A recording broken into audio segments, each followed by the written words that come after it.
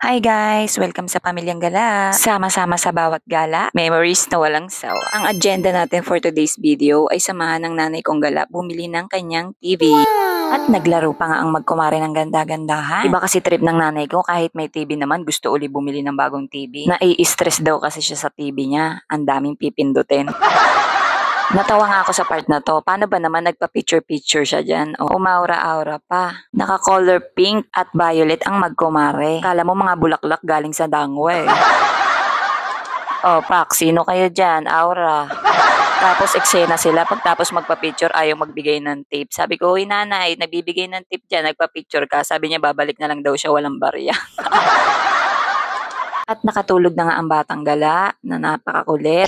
Bandang alauna na kasi yan, tsaka oras talaga ng tulog niya. Kaya sabi ko sa kanya, hayaan niya muna matulog. At nakahanap na nga ng TV ang nanay ko. Tamad talaga sa pindutan, gusto yung magsasalita na lang siya para nandun na.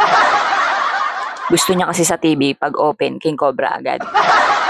At yung mag-ama, nanggugulo lang naman ang display, di naman bibili. Exciting part, kainan na naman.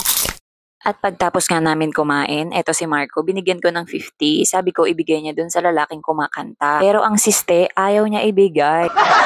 Gusto pa ata kupitin. Tawanan kami ng tawanan dyan kasi ayaw niya talaga iabot. Gusto niya iuwi. Yun pala, gusto niya lang may sukli. Kaya ang ginawa naman namin, kinuha ko na. Sabi ko, ibigay mo na yan, be. Nakakahiya, nasa gitna tayo, pinagtitinginan na. Tapos ito na nga, inabot na ni Jaja yung 50, kaso ayaw niya na walang sukli, kaya kumuha siya ng piso. Sorry na agad. At ito na nga, pag uwi ng mga anak ko, sabi ko sa kanila, mga anak, magbihis na kayo, aalis tayo, magsiswimming na naman kayo.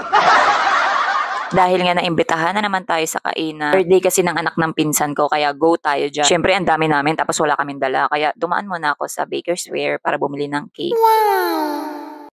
At eto na nga, nakalibre na naman po tayo ng hapunan, mga bi. Alam nyo guys, pag naimbitahan talaga kami, pumupunta kami. Kasi ibig sabihin nun, mahalaga kami sa inyo. Kaya mahalaga din kayo sa amin. Tipong pag may ganap na nga lang kayong magkikita, diba? Kaya dapat, go ka na. Tsaka masarap sa puso pag naaalala ka nila sa mga ganap nila sa buhay. Yung simpleng banding lang pero malaking factor na yon sa samahan ninyo. At eto nga si Kakay, grabe sumandok ng palabok. Nakatatlong balik ata yan eh. Ewan ko ba, sarap na sarap ata siya sa pasta. Mamaya daw, babalik uli siya. Ang sarap naman pala kasi talaga kaya binalikan. At si Marcong kulit, hindi makalangoy kasi nga bawal siya sa tubig na malamig. Kasi pag lumangoy yan dyan, for sure kinabukasan may lagnat na yan. O kawawa naman, kahit anong arte mo dyan be, hindi ka pwede.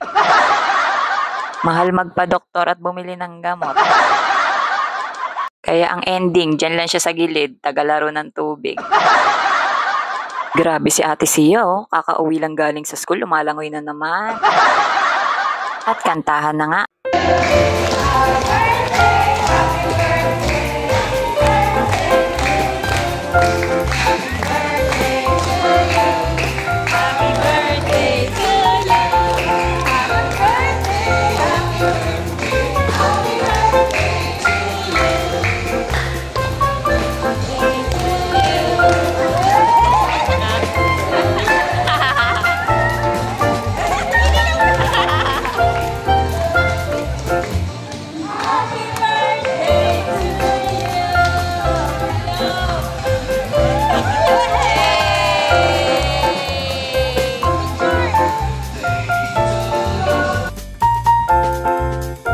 So, ayan guys, tapos na ang gala natin for today's video. Ang saya ng banding, sulit, kahit simple lang. Don't forget to like, share, and subscribe para lagi kayong kasama sa gala namin. Bye!